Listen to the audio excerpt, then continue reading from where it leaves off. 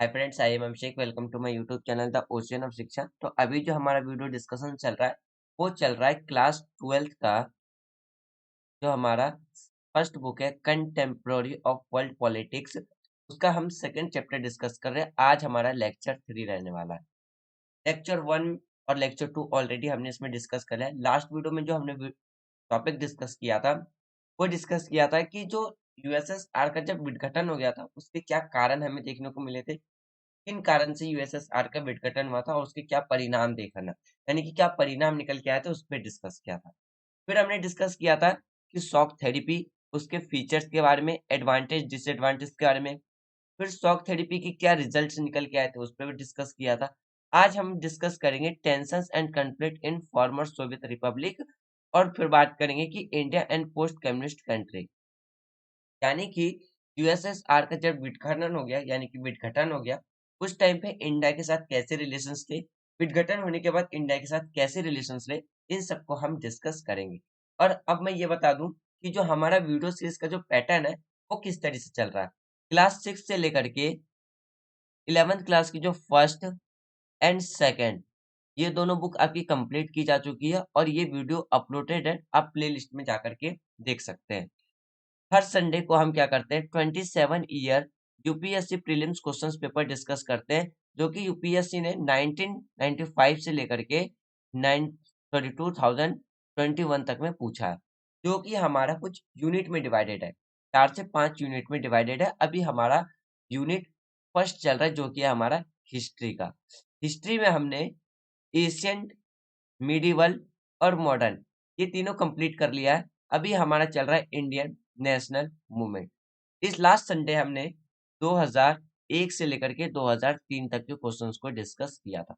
इस संडे हम 2004 से लेकर के 2006 तक के क्वेश्चंस को डिस्कस करेंगे। जैसे ही हमारा फर्स्ट बुक कंप्लीट हो जाएगा क्लास 12th का, तो उसके बाद हम इसके पैरेलल में जो हमारा एम लक्ष्मीकांत की जो बुक चल रही है, जो कि एक स्टैंडर्ड बुक है, उसका हम पार्ट थर्ड डिस्कस करेंगे। इससे पहले हमने पार्ट 1 और पार्ट 2 ये दोनों ऑलरेडी डिस्कस कर लिया। पार्ट 1 हमारा क्या है, कॉन्स्टिट्यूशन फ्रेमवर्क, और सेकंड पार्ट क्या है हमारा, सिस्टम ऑफ गवर्नमेंट। यानी कि आप कहें तो चैप्टर 1 से लेकर के हमने चैप्टर 16 तक विद एमसीक्यू क्वेश्चंस के साथ हमने क्या किया है, डिस्कस किया है, जो कि आपका प्रीलिम्स में काफी ज्यादा हेल्पफुल रहेगा। और इन दोनों का यानी कि पार्ट 1 और पार्ट 2 का आपको एक कंप्लीट टेस्ट भी मिल जाएगा। ये सब ऑलरेडी अपलोडेड है, आप प्ले लिस्ट में जाकर के देख सकते हैं। फर्स्ट वीडियो में जो हमने डिस्कस किया था सोवियत सिस्टम क्या है, उसको डिस्कस किया था, यानी कि लेक्चर 1 में जो हमने डिस्कस किया था सोवियत सिस्टम के बारे में डिस्कस किया था। फिर हमने डिस्कस किया था जो खोफरशेव थे उन और यूएसएसआर के विघटन के कारण को डिस्कस किया था। फिर हमने डिस्कस किया था किन कारणों से यूएसएसआर का क्या हुआ था, विघटन हुआ था। सेकंड लेक्चर में हमने विघटन के रीजंस को फिर से रिकॉल किया था और उसके रिजल्ट क्या देखने को मिले थे, यानी कि कॉन्सिक्यूज क्या थे, को डिस्कस किया था। फिर हमने क्या डिस्कस किया था, स्टॉक थेरेपी के बारे में डिस्कस किया था, उसके फीचर्स के बारे में डिस्कस किया था। फिर हमने उसको क्या डिस्कस किया था, फिर हमने डिस्कस किया था कि इसके एडवांटेज और डिसएडवांटेज क्या क्या थे स्टॉक थेरेपी के। फिर हमने डिस्कस किया था इकोनॉमिक कॉन्सिक्यूज की, यानी कि आर्थिक परिणाम क्या था, सोशल कॉन्सिक्यूज यानी कि सामाजिक परिणाम क्या था शॉक थेरेपी का। फिर हमने डिस्कस किया था पॉलिटिकल कॉन्सिक्यूज के बारे में, यानी कि राजनीतिक परिणाम। आज हम बात करेंगे कि जो पूर्व सोवियत संघ के गणराज्य में जो तनाव और संघर्ष की स्थिति थी उससे रिगार्डिंग में, और इंडिया के कैसे रिलेशन, यानी कि हम बात करते हैं जब यूएसएसआर का विघटन हो गया तो उसके बाद क्या था कि जो वहां के जो प्रेसिडेंट थे बोरिस येल्टसिन, उन्होंने ये विश्वास दिलाया था कि भारत और रूस हमेशा क्या करेगा, भारत यानी कि यूएसएसआर क्या करेगा, इंडिया की जो भी डिफेंस से रिलेटेड जो उसकी जरूरतें हैं, जो उसकी रिक्वायरमेंट है, वो हमेशा पूरा करता रहेगा। ये किसके द्वारा कहा गया था, यूएसएसआर के जो प्रेसिडेंट थे बोरिस येल्टसिन के द्वारा ये बात कही गई थी। जून, यानी कि आप बात कर सकते हैं कब, जून 1994 में क्या था, भारत और रूस के बीच में क्या है, एक समझौते पर यानी कि नौ नाइन ट्रीटी पे क्या किया गया था, साइन किया गया था। उसमें क्या क्या था, जैसे कि आपका साइंस, इन्वायरमेंट प्रोटेक्शन, फिर स्पेस की रिसर्च यानी कि स्पेस अब बात कर सकते हैं, अंतरिक्ष पे जो रिसर्च करना था, स्पेस की जो रिसर्च थी, इन सबसे 9 ट्रीटी पे क्या किया गया था, एग्रीमेंट साइन किया गया था। उसमें ये भी शामिल था कि यूएसए यानी कि सॉरी रसिया क्या करेगा, इंडिया को जो भी लेटेस्ट लड़ाकू फाइटर जेट है, जो फाइटर जेट है वो क्या करेगा, प्रोवाइड यानी कि देता रहेगा, यानी कि देने का डिसीजन लिया था। उस टाइम पे जो लेटेस्ट फाइटर जेट था वो कौन था, सुई 30 टू कोई 30। तो ये भी देने का निर्णय लिया गया था किसमें, तो 1994 में जो दो नॉन ट्रीटी की गई थी उसमें। अगर हम बात करते हैं फिर जैसे 2000 नवंबर 2001 में क्या हुआ था, नवंबर 2001, नवंबर 2001 में क्या था कि भारत के जो प्रधानमंत्री थे अटल बिहारी वाजपेयी और रूस की यात्रा पे वो गए थे। इस अवसर पे क्या है, आतंकवाद के खिलाफ में एक संयुक्त घोषणा पत्र क्या है जारी किया गया था। दोनों देशों ने आतंकवाद से जूझने के लिए क्या है, जो आतंकवाद जो प्रॉब्लम जो फेसेस कर रहे थे उसके लिए क्या है, एक सामरिक सहयोग समझौते के तौर पे क्या है सहमत हुए थे कि दोनों देश यानी कि यानी कि जब नवंबर 2001 में इंडिया के जो prime minister Atal Bihari Vajpayee USA यानी कि रसिया गए थे, तो उस टाइम पे क्या है, एक जो टेररिस्ट का जो एक प्रॉब्लम फेस थी, तो उसके बेस पे क्या है दोनों नेशंस ने एक ट्रीटी साइन किया था उसपे, जिसे हम सामरिक समझौते के नाम से भी या सामरिक सहयोग के नाम से जानते हैं। उसके बाद इसके अगर हम रिजल्ट के रूप में बात करें तो भारत और रूस दोनों ने मिलकर इस तरह के कमांडो यानी कि दोस्त तैयार करेंगे जो कि किसी भी तरह की आतंकवादी जो एक्टिविटीज है उससे वो निपट सके। दिसंबर 2006 में अगर बात करते हैं किसमें, दिसंबर 2006 में, दिसंबर 2006 में दोनों देशों के बीच में क्या है, एक संयुक्त आंतरिक अभियान स्टार्ट हुआ था। का रास्ता साफ हो गया है कि इसके अतिरिक्त भारत रूस के से क्या होगा, स्पेस टेक्नोलॉजी भी क्या करेगा, इंपोर्ट करेगा। तो यानी कि ये समझिए जब यूएसएसआर का विघटन भी हो गया उसके बाद भी क्या है, इंडिया और जो रसिया है उसका रिलेशन एक अच्छा सा यानी कि एक फ्रेंडली रिलेशन के यानी कि एक फ्रेंडली रिलेशन ही रहा था। फिर अगर बात करते हैं कि जैसे कि रूस के साथ जो मित्रता और सामरिक भागीदारी वो क्या थी, यूएसएसआर के विघटन के बाद भी जारी रहा था। यानी कि आप ये समझिए कि जब रूस के साथ भारत की जो फ्रेंडली रिलेशंस थी वो कंटिन्यू थी, तो 2008 में क्या चीज, 2008 में 2008 में भारत ने रूस से क्या किया था, ईयर ऑफ रसिया के रूप में मनाया गया, और 2009 में रूस ने भारतवर्ष यानी कि ईयर ऑफ इंडिया के रूप में मनाया गया। 2008 में क्या बनाया गया था, year of Russia, year of Russia, और 2009 में क्या बनाया गया था रसिया के अंदर, year of Bharat, sorry year of India celebrate किया गया था। तो जिसकी वजह से ये साफ था कि यूएसएसआर की विघटन होने के बाद भी क्या है, इंडिया और रसिया का जो रिलेशन है वो काफी हद तक कितना था, बहुत ज्यादा फ्रेंडली था, और आज भी ये चीज कंटिन्यू हमें देखने को मिलती।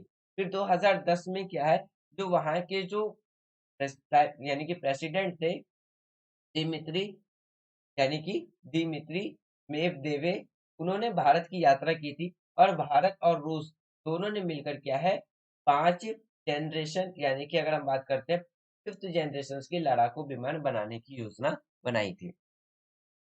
इस योजना यानी कि जब मई 2012, फिर क्या है अगर हम बात करते हैं मई 2012, मई 2012 में जो व्लादिमीर पुतिन है जो कि आज भी यूएस यानी कि रसिया के प्रेसिडेंट है, एक बार फिर से वो क्या बने, रूस के प्रेसिडेंट बने। दिसंबर 2012 में रूस के जो प्रेसिडेंट थे वो भारत की यात्रा की, और दोनों देशों के बीच में जो नई सुई 30 था लड़ाकू विमान और बी 5 हेलीकॉप्टर की आपूर्ति के लिए क्या है, दोनों देशों ने समझौते किए थे, दोनों देशों ने इस पे एग्रीमेंट साइन किया था। इसके बाद रूस ने भारत के में जितने भी अगर बात करते हैं डायरेक्ट इन्वेस्टमेंट के समझौतों पर भी क्या है, साइन किया था। जुलाई 2014 में, जुलाई 2014 में जुलाई 2014 में जो भारत के जो प्राइम मिनिस्टर बने थे नरेंद्र मोदी, उन्होंने ब्रिक्स देशों के साथ मिलकर, जो कि ब्रिक्स के शिखर सम्मेलन के सिलसिले में ब्राजील गए और वहां रूस के राष्ट्रपति श्री पुतिन से उनकी बातचीत हुई। दिसंबर 2014 में 15th भारत रूस शिखर, जो कि अब बात करते हैं शिखर वार्ता के लिए राष्ट्रपति पुतिन भारत आए, और इस अवसर पर दोनों देशों के बीच में क्या है, कई समझौते हुए थे, जिसमें आपका गैस आपूर्ति के लिए था, भारत के साथ दीर्घ यानी कि लंबे काल के लिए तेल गैस की खोज के लिए संयुक्त प्रयास करने का फैसला किया गया था। इस बात की छानबीन करना भी था कि क्या भारत और रूस के बीच में गैस पाइपलाइन बिछाने की संभावना है। तो ये सारी चीजें क्या है, तो जैसे ही यूएसएसआर का विघटन हो गया था, उसके बाद भी जो हमारे रिलेशंस रहे थे रसिया के साथ, काफी ज्यादा फ्रेंडली रहे थे, और आज भी हमें ये काफी ज्यादा फ्रेंडली देखने को मिलते हैं। फिर वहीं पे अगर हम बात करते हैं उसके साथ जो भारत के जो संबंध थे, उसके क्या क्या हमें बेनिफिट मिले, यानी कि अगर हम बात करते हैं बेनिफिट की, जैसे कि आप बात कर सकते हैं किसके बारे में, बेनिफिट की, तो इसमें हमें क्या क्या बेनिफिट देखने को मिला। जैसे कि हम पहले बात करते हैं, तो कश्मीर का जो टॉपिक था, जो बार बार पाकिस्तान के द्वारा यूएनओ में उठाया जाता, तो उसका हर बार फेवर हमें रसिया का मिला था। क्यों? क्योंकि रसिया क्या है, एक सिक्योरिटी काउंसिल का परमानेंट मेंबर है। सिक्योरिटी काउंसिल का क्या था, एक, यानी कि क्या है, एक परमानेंट मेंबर है। तो इसमें हमें एक बहुत बड़ा बेनिफिट मिला, क्योंकि रसिया ने हमेशा ही फेवर किया था किसका, तो इंडिया का किया था। जब यह मामला सुरक्षा परिषद में गया है, तो उसमें भी क्या है, रसिया के द्वारा हमारा फेवर किया गया था। तो पहला प्रॉफिट हमें यही मिला। अगर हम दूसरे प्रॉफिट की बात करते हैं, तो रूस ने भारत की विशेषकर जो भी बड़े क्षेत्र है, उनमें उन्होंने बहुत ज्यादा कॉपरेट किया। जैसे कि हम बात करते हैं स्पेस, फिर हम डिफेंस की बात करते हैं, फिर न्यूक्लियर एनर्जी की बात करते हैं, तो इन सब में भी हमें रसिया का काफी ज्यादा सपोर्ट मिला। तीसरे टॉपिक की बात करते हैं, तो चेचेनिया है, उसमें रूस, यानी कि चेचेनिया में रूस को भी क्या है, आतंकवाद का सामना करना पड़ा था। इसलिए भारत और रूस क्या है, अंतरराष्ट्रीय लेवल पे, यानी कि इंटरनेशनल लेवल पे, इंटरनेशनल यानी कि इंटरनेशनल टेररिज्म से क्या है, संबंधित सभी जानकारियां में वो क्या करते थे, जो भी इंक्वायरीज, जो भी इंफॉर्मेशन होती थी, वो एक दूसरे को एक्सपोर्ट इंपोर्ट करते थे। फोर्थ हमें क्या, अगर हम फोर्थ प्रॉफिट की बात करते हैं, जो सेंट्रल एशिया था, जो सेंट्रल एशिया की जो देश है, जैसे कि आपका तुर्कमेनिस्तान और काजाकिस्तान में पहुंच, यानी कि पहुंच बनाने के लिए भारत या तो अफगानिस्तान से गुजरना होगा, या अथवा,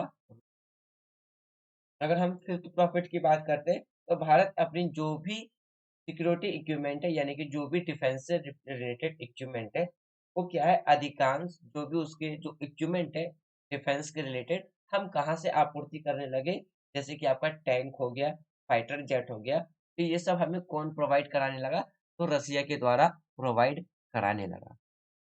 किसके द्वारा प्रोवाइड किया जाने लगा, रसिया के द्वारा।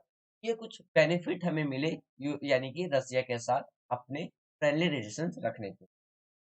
अगर हम बात करते हैं किस बारे में, भारत के साथ जो फ्रेंडली रिलेशंस थे रूस के, उसके क्या क्या लाभ पहुंचा। यहाँ पे तो हमने बात किया था किसके बारे में, कि रूस के साथ संबंध रखने में भारत को क्या प्रॉफिट हुआ था। अब हम बात करेंगे कि रूस ने भारत के साथ संबंध रखा था, तो रूस को क्या हुआ, कौन कौन से प्रॉफिट मिले। इसमें क्या है, भारत और रूस अरबों के डॉलर में क्या है, एक दूसरे में ट्रेड, यानी कि व्यापार बढ़ने लगा था, जिसका अधिकांश मुनाफा किसको हुआ था, यानी कि रसिया को हुआ था। दूसरे पॉइंट की बात करते हैं, तो रूस से भारत की जो तेल इंपोर्ट किया जाता था, तो उसमें क्या है, जो भी रूस को क्या है, काफी ज्यादा इसके, यानी कि रूस की इकोनॉमिक में काफी ज्यादा इसकी वजह से ग्रोथ होने लगी थी। तीसरे पॉइंट की बात करते हैं, रूस के लिए भारत क्या है, हमेशा से ही एक इम्पोर्टेंट नेशन रहा। भारत के साथ क्या है, अगर हम बात करते हैं सामरिक सहयोग के लिए, रूस इसीलिए भी तैयार है क्योंकि एशिया में चीन के प्रभाव पर नियंत्रण चाहता है। अगर आज के टाइम पे बात करें कि रसिया हमसे फ्रेंडली रिलेशन रखने का एक सबसे बड़ा रीजन ये मिलता है रसिया को प्रॉफिट, क्यों? क्योंकि वो चाहता है कि चाइना की जगह पे रसिया का ही क्या हो, तो एक दबदबा हो, वो चाइना को कहीं न कहीं एक तरीके से काउंटर करना चाहता है, इसीलिए वो हमेशा से क्या है, इंडिया के साथ फ्रेंडली रिलेशंस रखा है। तो ये कुछ प्रॉफिट हुए हैं रसिया को हमारे साथ रिलेशंस रखने में। अगर हम इसके टेंशन्स की बात करते हैं या बात करते हैं पूर्व सोवियत गणराज्य की टेंशन्स की, ये तो अभी हमने डिस्कस किया था किस पे, कि हमारे रिलेशंस कैसे रहे यूएसएसआर के टाइम पे यानी कि कोल्ड वॉर के ड्यूरेशंस में, और आफ्टर कोल्ड वॉर यानी कि जैसे ही यूएसएसआर के साथ विघटन हो गया तब उसके साथ हमारे रिलेशंस कैसे थे। तो यानी कि अगर हम इस दोनों के रिलेशन, दोनों ड्यूरेशंस के रिलेशंस की बात करते हैं, तो हमारे रिलेशंस हमेशा से क्या रहे, एक फ्रेंडली रिलेशंस रहे रसिया के साथ। अगर हम इसके कुछ चैलेंजेस की बात करते हैं जो कि पूर्व सोवियत की जो गणराज्य में जो तनाव और संघर्ष की स्थिति थी, वो क्या-क्या आपको देखने को मिली थी? अधिकांश पूर्व जो सोवियत गणराज्य है उसमें तनाव और संघर्ष की कई नागरिक युद्ध और विद्रोह हुए थे। जिसमें रूस को 2 गणराज्यों जैसे कि यानी कि चेचन्य और दागेस्तान में हिस्सों में अलगाववादी आंदोलन हुए थे। अभी हमने थोड़ी देर पहले डिस्कस किया था कि जो रसिया कहाँ पे, तो चेचन्या में क्या है, टेररिस्ट से वो ज़्यादा इम्पैक्ट था, और इंडिया कहाँ था, तो पाकिस्तान के साइड से आतंकवादी का प्रॉब्लम फेस कर रहा था। तो जिसके वजह से क्या है, इंटरनेशनल लेवल पे दोनों नेशंस बैठ करके एक दूसरे की इंफॉर्मेशंस को एक्सपोर्ट इंपोर्ट कर पा रहे थे। तो एक बहुत बड़ा बेनिफिट हुआ था दोनों कंट्री को अपनी एक फ्रेंडली रिलेशंस को मेंटेन करके रखने का। फिर अगर हम बात करते हैं ताजिकिस्तान में 2001 तक लगभग 10 वर्ष तक क्या है, गृह युद्ध देखने को हमें मिला है। इससे क्षेत्र में क्या है, कई सांप्रदायिक संघर्ष भी हुए थे। तो ये कुछ चैलेंजेस हमें देखने को मिलता है कहाँ पे, एक फॉर्मर सोवियत रिपब्लिक में। फिर वहीं पे बात करते हैं कि central Asia to become a zone of competition between outside power and oil company, यानी कि मध्य एशिया में बाहरी शक्ति और तेल की कंपनियों के बीच में क्या है, एक कंपटीशन सा क्षेत्र वो बन के रह गया था। फिर वहीं पे अगर हम बात करते हैं कि जो चेकोस्लोवाकिया है वो 2 भागों में बँट गया था, जिसमें आपका था एक चेक और दूसरा था स्लोवाकिया। इस प्रकार के 2 स्वतंत्र नेशंस बने थे। यूगोस्लाविया अलग हो गया, और जो क्रोएशिया था वो यानी कि स्लोवेनिया और बोस्निया, और बात करते हैं किसका, हैंगरोविया जैसे कई प्रांत स्वतंत्र अपने आप को क्या है, इंडिपेंडेंस डिक्लेयर कर। ये कुछ चैलेंजेस देखने को मिले थे हमें कहाँ पे, कुछ जो टेंशन्स और कॉन्फ्लिक्ट्स देखने को मिले थे फॉर्मर सोवियत रिपब्लिक में।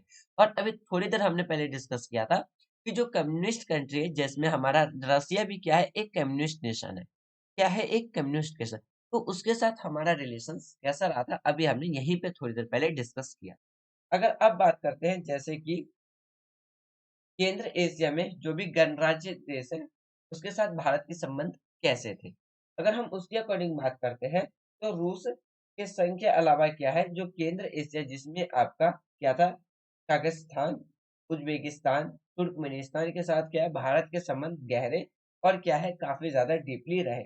इन देशों के पास तेल, कोयला और जो नेचुरल गैसेस है, उसकी क्या है, बहुत यानी कि बहुत क्वांटिटी में इनके पास क्या है, एक सोर्सेस है, जिसकी वजह से इंडिया इनसे भी क्या है, अच्छे रिलेशंस मेंटेन करके चलता था। तो अप्रैल 2011 में अप्रैल 2011 में जो भारत के जो प्राइम मिनिस्टर थे, वो पाकिस्तान की यात्रा कर गए थे, और तुर्कमेनिस्तान के साथ मिलकर क्या है, गैस पाइपलाइन प्रोजेक्ट को आगे बढ़ाने के लिए क्या है, एक साथ उन्होंने एक समर्थन उन्होंने निर्णय लिया था। तो ये क्या है, हमें रिलेशंस देखने को मिलते हैं अदर कम्युनिस्ट नेशंस के साथ। फिर अगर हम बात करते हैं कि भारत और जो अन्य विकास जो अनडेवलपमेंट नेशंस थे या डेवलपिंग जो नेशंस थे, वो किस तरीके से, यानी कि जब यूएसएसआर का विघटन हो गया तो उन पे क्या इम्पैक्ट देखने को मिला था। यानी कि आप ये समझिए, जब कोल्ड वॉर का ड्यूरेशन चल रहा था, तो उस टाइम पे यूएसएसआर ने जो भी न्यू नेशंस थे, जो भी अगर हम बात करते हैं नॉन अलाइनमेंट मूवमेंट नेशन, उनका फेवर पाने के लिए क्या किया था, तो यूएसएसआर के द्वारा जो रंग भेद है, उपनिवेशवाद है, फिर साम्राज्यवाद है, इन सब की जो पॉलिसीज थी इसका कड़ी निंदा की थी। इसके वजह से जितनी भी जो नॉन अलाइनमेंट मूवमेंट है, वो किसके फेवर में चले गए थे, कहीं ना कहीं वो यूएसएसआर के फेवर करना स्टार्ट कर दिया था। क्यों? कि यूएसएसआर क्या कर रहा था, जो भी तो पॉलिसीज़ थी, जैसे कि आपका अगर हम उपनिवेशवाद की बात करते हैं, साम्राज्यवाद की बात करते हैं, कलर यानी कि कलर डिस्क्रिमिनेशन, रंग भेद की बात करते हैं, तो यूएसएसआर के द्वारा क्या है, क्रिटिसाइज किया जाने लगा था, तो बहुत हद तक क्या है, जो भी नॉन अलाइंड मूवमेंट के नेशंस थे, उनका उन्हें काफी ज्यादा क्या मिला था, उन्हें सहानुभूति मिली थी। तो जैसे ही यूएसएसआर का विघटन हो गया, तो इन लोगों की जो आवाज जो कि अनडेवलप्ड नेशंस थे या जो डेवलपिंग नेशंस थे, तो इनसे क्या हो गया, उनके यानी कि इन इसका जो विघटन हुआ था, इसकी वजह से उनको जो विचारधारा थी, उनको काफी ज्यादा आघात पहुंचा था। यानी कि भारत और जो भी अन्य अनडेवलपिंग नेशंस थे, सोवियत संघ के प्रति जो भी फ्रेंडली पॉलिसीज थी अपनाई गई थी, वह निरंतर की क्या है, यानी कि एक लंबी करी थी, यानी कि एक लंबी चेन की तरह थी। जैसे ही सोवियत संघ, क्यों, क्योंकि सोवियत संघ और जो भी अनडेवलपिंग नेशंस थे, वो उपनिवेशवाद, साम्राज्यवाद और कलर डिस्क्रिमिनेशन की पॉलिसी का क्या कर रहे थे, समान रूप से वो विरोध कर रहे थे। सोवियत संघ के विघटन के बाद क्या है, एक ऐसे संकट की घड़ी सदैव भारत के साथ, यानी कि अगर बात करते हैं, सोवियत संघ ने संकट की घड़ी में भी क्या है, सदैव इंडिया का सपोर्ट किया था। इसके विघटन की वजह से काफी हमें जो रिजल्ट देखने को मिले थे, वो क्या क्या थे, कि पहला ये इम्पैक्ट पड़ा था कि इससे कम्युनिस्ट विचारधारा को क्या है, बहुत ज्यादा गहरा आघात पहुंचा था। क्यों, क्योंकि संसार के करोड़ों, अगर बात करते हैं, जो करोड़ों लेबर्स हैं, गरीब किसान हैं, की आशा पर क्या हो गया था, एक तरीके से पानी फिर गया था। दूसरी अगर टॉपिक की बात, दूसरे पॉइंट की बात करते हैं, तो शीत युद्ध के टाइम पे जो दो ध्रुवीयता था, जिसमें कि एक विकसित हुई, वो क्या थी, जो विकसित हुई थी, वह क्या हो गई, समाप्त हो गई। क्यों, क्योंकि जितने भी जो विकासशील देश थे, जो डेवलपिंग कंट्री थी या डेवलपिंग नेशंस थी, ये जो घरेलू राजनीतिक में क्या है, अमेरिका और जो वेस्टर्न कंट्री है, उनका इंटरफेयर बढ़ गया था, ज्यादा बढ़ गया था, और उनको ज्यादा चांसेस मिल गए थे। क्यों, क्योंकि वर्ल्ड लेवल पे अब एक ही ग्लोबल पावर बन के निकल के आया था, वो कौन था, यूएसए। उसके बाद अगर हम बात करते हैं कि जितने भी जो इंटरनेशनल जो हमारे रिलेशंस थे, ट्रेड थे, पर अब क्या था, अमेरिकी और जो यूरोप का है, वो का भारी प्रभाव पड़ गया था। जितनी भी जो इंटरनेशनल कंपनीज थी, भारत और अदर जो अनडेवलपिंग नेशंस थे या डेवलपिंग नेशन, तो उन देशों में क्या है, अन्य, यानी कि अगर हम बात करते हैं, अनियंत्रित प्रवेश की सुविधा हो गई थी। फिर वहीं पे अगर बात करते हैं चौथे पॉइंट की, तो इंटरनेशनल मॉनेटरी जो फंड है, यानी कि अंतर्राष्ट्रीय मुद्रा कोष और जो वर्ल्ड बैंक के द्वारा क्या है, विकासशील देशों की दी जाने वाली जो भी सहायता थी, वो क्या है, भारी, उनमें काफी ज्यादा कटौती करना स्टार्ट कर। तो ये कुछ नेगेटिव इम्पैक्ट पड़ी थी उन नेशंस पे, जो कि अभी क्या थे, डेवलपिंग थे। वहीं पे अगर हम बात करते हैं किस बारे में, जो हमारा बायोपोलरिटी था, यानी कि जो दो ध्रुवीयता था, उसकी अगर सिस्टम की बात करते हैं, तो व्यवस्था की बात करते हैं, तो शीत युद्ध जैसे ही समाप्त हुआ, उसके बाद सोवियत संघ का विघटन के साथ साथ क्या है, जो हमारा बायोपोलरिटी था, वो किस पे आ गया था, सिंगल, यानी कि यूनिपोलरिटी पे स्टेब्लिश हो गया था। क्यों, क्योंकि वर्ल्ड लेवल पे अब किसका, तो कौन सुप्रीम पावर कौन निकल के आया था वर्ल्ड लेवल पे, तो यूएसए सुप्रीम पावर निकल के आया। वर्ल्ड पॉलिटिक्स की बात करते हैं, पर किसी भी एक नेशंस के वर्चस्व का कोई भी समस्या पैदा हो सकता, तो भारत, रूस और चीन, इन तीन बड़े देशों के बीच में यदि सहमति बन जाए, तो विश्व की राजनीति दोबारा से क्या होगी, बायोपोलैरिटी पे स्थापित हो जाएगी। जैसे कि हम बात करते हैं, जो अगर हम बहुध्रुवता, यानी कि हम बात करते हैं मल्टी पोलरिटी का, तो इसका मतलब ये होता है कि इंटरनेशनल लेवल पे घटनाक्रम, यानी कि इवेंट वाइज क्या को प्रभावित करने वाला कोई भी ताकत का होना, जिससे कि क्या है, जो पॉलिटिक्स है, पर किसी भी देश का वर्चस्व कायम नहीं हो पाता, यानी कि ना हो पाता। ये आपका निकल करके आता है क्या, मल्टी बायो रिलेटिक, यानी कि बायोपोलरिटी का मतलब।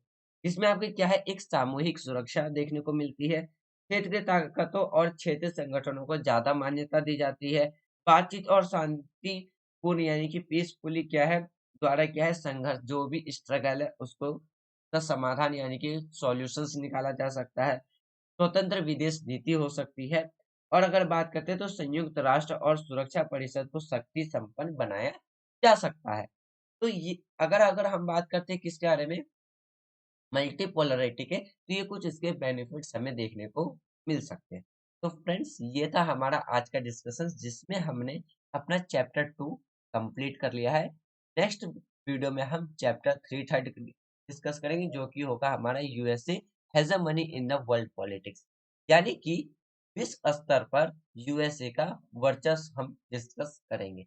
मुझे उम्मीद है कि हमने जो भी सेकंड चैप्टर में डिस्कस किया, जो 3 लेक्चर में डिस्कस किया, वो आपको प्रॉपर्ली समझ में आ गया होगा। यदि कोई डाउट हो तो आप अपना डाउट कमेंट बॉक्स में लिख देना। जब हम चैप्टर 3 डिस्कस करेंगे तो उससे पहले हम अपने डाउट को क्लियर करेंगे, तब हम अपना आगे के चैप्टर को डिस्कस करेंगे। Thanks for watching friends, take care, जय हिंद।